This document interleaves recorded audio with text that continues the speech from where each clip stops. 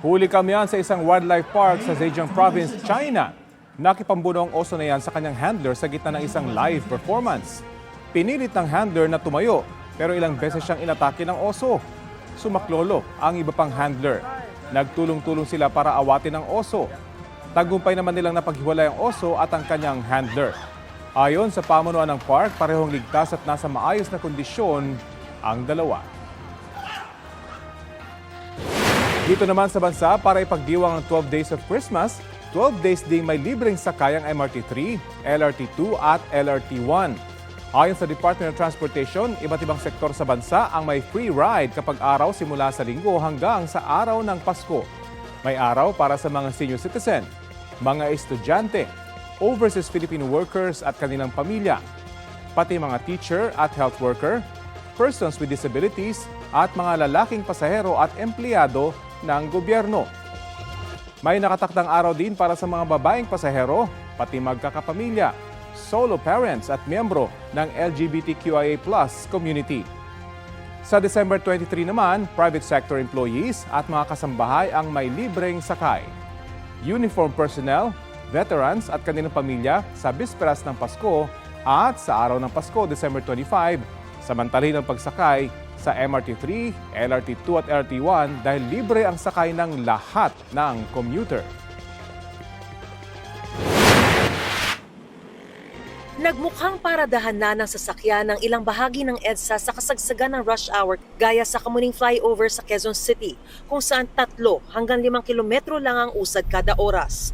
Sabay-sabay ring naipon sa ilalim ng flyover ang maraming sasakyan. Halos wala ng pag-usad ang mga sasakyan sa EDSA southbound sa tapat ng Scout Albano. Hirap na ang mga papasok at palabas ng EDSA dahil sa bumper-to-bumper na daloy. Ang ilang motorsiklo nawawala na sa kani-kanilang lane at pilit na sumisingit sa pagitan ng mga sasakyan. Mabagal din ang galawan sa Skyway northbound at SLEX northbound patungong EDSA. Sa EDSA Magallanes patungong Ayala Avenue, may pag-usad naman pero nasa 10 kilometers per hour lang hanggang paakyat ng northbound ng Ayala Underpass.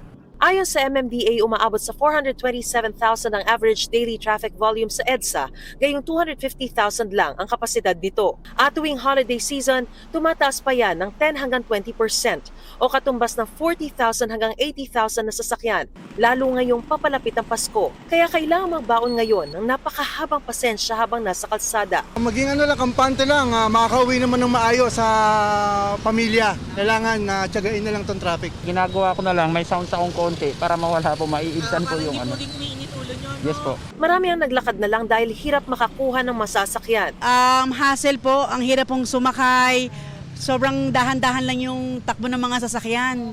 Kaya naglalakad na lang po kami. Ganito pa din kasi pag morning pero pag usually pag hapon, winawa ko na lang talaga. Kaya ngayon naglalakad ako. Tuloy-tuloy naman daw ang MMDA sa pagtugon sa problema ng matinding trapiko. Isa sa kanilang panawagan sa mga LGU ay ipagbawal muna ang mga mall-wide sale na isa raw sa mga naging dahilan ng kalbaryong inabot ng mga motorista noong Sabado sa Marcos Highway. Nagkasabay-sabay po yung sale doon po sa mga malls na outside ng jurisdiction ng MMDA. At kung nyo po matatandaan, pinagbabawal po natin ang mall sale dito po sa Kamaynilaan. Hindi naman po natin pinagbabawal yung sale per se, per store. Ang pinagbabawal lang natin ay yung mall-wide sale na kabuuan po ng mall ay lahat po ng stores ay may sale. At nag-agree po sila dyan dahil pag sobra rin po ang traffic, nawawala po yung foot traffic sa kanilang mga malls. Pinaayos din sa mga LGU ang pagsasabay-sabay ng mga truck ban. Dapat coordinated kasi ang nangyari po, yung mga naipit po na hindi makapasok sa mga LGUs ay pumarada sa karsada na nagkaroon din po ng pagsisikip. Patuloy rin ang clearing operations at pagbabantay hindi lamang sa mga pangunahing kalsada at mabuhay lanes. We also attend sa mga complaints dito po sa mga level ng mga barangay roads, secondary roads, and even tertiary roads po. Kadalasan po na nadadatnan or na-issuean po natin ng ticket itong mga tinatawag na illegal parking. Mariz Umali nagbabalita para sa GMA Integrated News.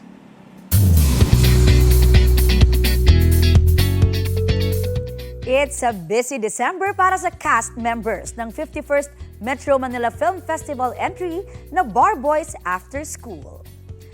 Isa na riyan si Sparkle actor Rocco Nasino na soon to be dad of 2. Chika niya sa inyong kumare, pinaghahandaanan niya kung paano i-handle ang bagong milestone sa kanilang little family habang isinasabay ang projects for 2026. Busy asabire ng co-star na si former PBB Celebrity Collab Edition housemate Will Ashley sa kanyang showbiz commitments. Mas inspired nga raw magtrabaho ngayon si Will matapos manalong Best Supporting Actor sa PMPC Star Awards for Movies sa Kapuso film na Balota. Makakasama rin nila sa Bar Boys After School si Therese Malvar na dream ang mag-direct at mag-produce ng sariling pelikula. At si Maka Love Stream star Bryce Eusebio na first time makakasama sa isang MMFF movie. Kwento niya marami siyang natutunan sa kanyang co-stars. Arestado ang isang babaeng wanted sa pagnanakaw sa dati niyang amo sa Taguig. Nahuli siya matapos subukang kumuha ng police clearance sa Quezon City. Balitang hatid ni James Agustin. Kukuha lang ng police clearance sa 54 anyos sa babaeng ito, pero hindi na siya nakaalis sa Project 4 Police Station sa Quezon City. Nadiskubre kasi na mayroon siyang existing warrant of arrest para sa kasong qualified theft. Agad itong isinilbi sa kanya ng pulisya. Ang purpose niya is para maka-avail siya ng ID ng single mom. Binirify natin, binalidate natin kung siya ba yung nasa warrant of arrest. Nung tinanong natin yung babae na kumukuha, inamin niya na siya yun. Ayon sa pulisya, lumabas ang arrest warrant noong June 2022. Kinasuhan ng babae matapos sumanong pagnakawan ng kanyang amo sa Taguig City.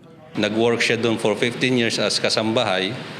Then, pinailan siya ng kaso na qualified theft ng amo niya kasi nawalan ng almost 90,000 pesos. Matapos ang insidente, nagtrabaho pa na mahigit 1 taon sa ibang bansa ang babae bilang staff ng salon. Kauwi lang niya sa Pilipinas noong Enero. Itinanggi niyang pinagnakawan niya ang dating amo. Hindi ko po alam na kinasuhan ako eh. Tapos nakapunta po ako dito dahil may kamag-anak po ako dito sa Project 4. Yung allegation po na kayo nagnakaw doon ng pera, ano masasabi? Hindi po totoo yun. Nagtrabaho po ako sa kanila ng 15 years pero hindi ko po nagawa ng ganun. Nakapag-return of warrant na ang pulisya at hinihintay na lang ang commitment order mula sa korte. James Agustin, nagbabalita para sa GMA Integrated News. Balikan natin ang pagsasampa ng reklamo ng DSWD sa Office of the Ombudsman laban sa 14 na barangay officials sa Iloilo City. Sa ulat on the spot ni Salima Refran. Sam? Rafi, kumuha raw ng bahagi ng AIX payout o assistance to individuals in crisis situations ang 14 na barangay officials sa Iloilo City. Mismong si DSWD Secretary Rex Gatchalian ang nanguna sa paghahain ng mga reklamong graft, grave misconduct at abuse of authority dito sa Office of the Ombudsman. Kasama sa reklamo ang hiling na preventive suspension laban sa 14 na mga punong barangay, kagawad at iba pang barangay appointed officials mula sa mga barangay sa mga distrito ng Haro at Arevalo sa Iloilo City. Tinatakot umano ng barangay officials sa mga biktima na tatanggalin sa listahan ng DSWD kung hindi ibibigay ang nasa 8,000 to 9,000 pesos mula doon sa kanilang 10,000 pesos na lang na tulong sa ilalim ng AIX o Assistance to Individuals in Crisis Situations. Ang mga biktima, mga may sakit o namatayan na nanghihingi lamang ng medical at burial assistance. Ayon kay Secretary Gatchalian, nakakadismaya na nangyari ito, lalo't mga talagang nangangailangan pa ang kinukunan ng tulong na dapat ay para sa kanila. At ang mga salarin pa, ang mga mismong opisyal na dapat ay nangangalaga sa mga ito. Ayon sa kanilang mga nakausap, matagal na raw itong nangyayari mula pa noong pandemya. Sa ngayon, 14 pa lamang ang complainant sa 3 payout nitong Nobyembre. Umaasang DSWD na darami pa ang mga magrereklamo, lalo't nakatutok na ang kagawaran dito. Nakasuspende ngayon ang AIX payout sa Iloilo City. Iniimbestigahan ng DSWD ang naging mga payout. Hinihikayat rin nila ang iba pang mga biktima na magsumbong, lalo't may ugnayan na raw ang DSWD sa DILG at law enforcement agencies para sa proteksyon. Narito ang bahagi ng pahayag ni DSWD Secretary Rex Gatchalian. Sa 10,000 na ibinigay sa kanilang tulong pinansyal, pilit kunin yung 8,000 hanggang 9,000 pesos. very consistent yung stories at yung mga individual, hindi sila magkakakilala dahil galing sila sa 16 na barangay at yung kwento nila pare-parehas. Yung mga perpetrators, supposed perpetrators are barangay captains, barangay kagawads, barangay treasurer, barangay appointed officials. 14 yan. Sa kwento rin nila, matagal na nangyayari. Sabi nga nila sa kanila raw nung COVID time pa. No, kami naman, hindi lang ngayon, every time we generate. Rafi, paalala nga ngayon ng DSWD sa publiko, ang DSWD lamang yung nag-a-assess at gumagawa ng listahan ng mga beneficiaryo ng kanilang mga programa at hindi ang mga barangay officials. Dito naman sa Office of the Ombudsman, dadaan muna sa evaluation ang mga reklamo bago pa sagutin yung mga inirereklamong barangay officials. Pag-aaralan rin yung hiling ng DSWD na preventive suspension laban sa kanila. Samantala, sinusubukan pa rin ng GMA Integrated News na makuha ang panig ng mga inirereklamo. Yan muna ang latest mula nga dito sa Office of the Ombudsman sa Quezon City. Rafi. Maraming salamat sa Lima Refran. Pag-uusapan ng Bangko Sentral ng Pilipinas at ng Economic Team ngayong araw ang bumababang halaga ng piso kontra dolyar ayon sa Malacanang. Kahapon, nagsara ang palitan sa 59 pesos and 21 centavos. 59 pesos at 22 centavos naman itong Martes ang pinakamahinang palitan sa kasaysayan. Dagdag ng palasyo, kabilang sa mga tatalakay ng BSP at Economic Team ang posibleng epekto ng inflation at mas malaking paggastos ngayong magpapasko. Nakatakda ring magsalita ang BSP mamayang hapon kaugnay sa monetary policy ng bansa.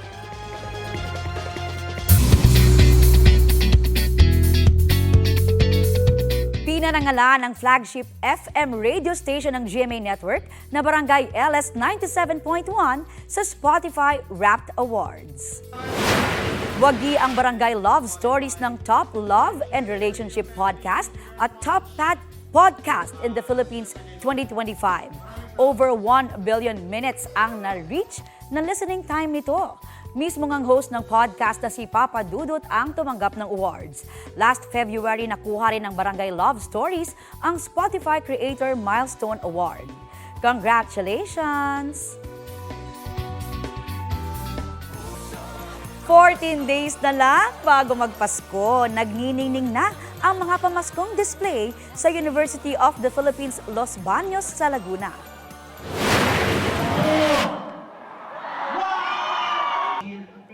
Kabilang dyan ang 47 feet na Christmas tree na pinailawan na kagabi. Tadtad yan ng 10,000 LED lights. Ang Christmas tree at nativity display may touch of abaka rin. Nagliwanag din ang UPLB Pili Drive Rotonda at Oblation Park. Aside sa Christmas lighting event, may pa-fashion show rin kung saan inirampa ang mga kasuotan na made in abaka. As part ng celebration, may pa-concert at cultural performance rin. Sa Santo Niño, South Cotabato, bumida ang ilang pistang Pinoy sa mga pamaskong display. Tampok dyan ang Mascara Festival sa Bacolod, Pahiyas ng Quezon Province, Tuna Festival ng General Santos City at Sinulog sa Cebu. Ayon sa lokal na pamahalaan, layo ng temang ito na makapaghatid ng saya at maipakilala ang mayamang kultura ng iba't ibang bahagi ng Pilipinas.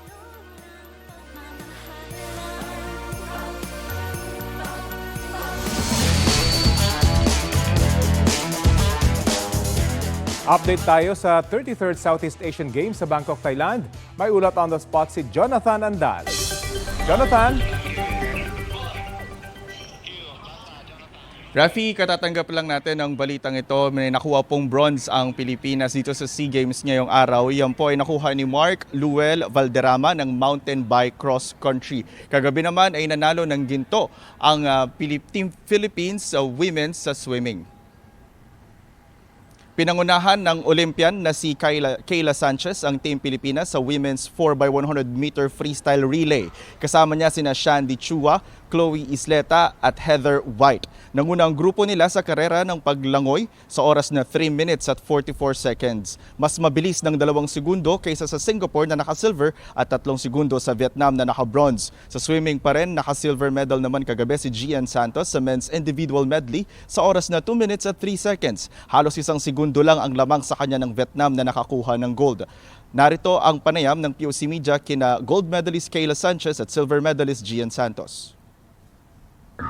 Well, my first race is a relay, so it wasn't just me, it was a team, and they made me less nervous. It was much more fun as the first race to be with a relay, so I'm so happy. It definitely means a lot to me. This being my first SEA Games and also first event of SEA Games, my first medal. I'm very, very grateful. Because I put a lot of hard work into this since qualifying for SEA Games in August. I've been training for 3 months, doing 10 practices a week for 7 days a week, lifting 3 times a week. So I'm glad that all the hard work has paid off.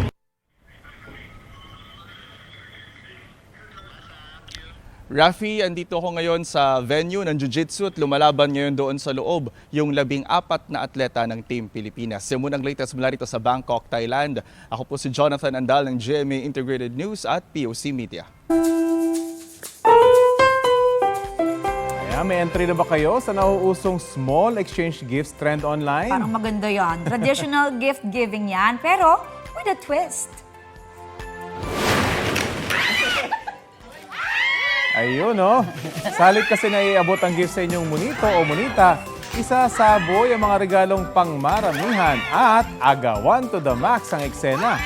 Pati nga mga host ng pambansang morning show Unang Hirit, nakijoin na rin sa Christmas paandar na yan. May entry na rin ang college barkada ni Gabriel Lira. Kabilang sa kanilang nahakot sa get-together ang pichel, scented candle, personalized passport holder at para sa mga trentahin and up, pill organizer. Mayroon na yung almost 2 million views sa TikTok. Gabriel, kayo ay trending! Gawin natin yan. Nakakatuwa naman yun.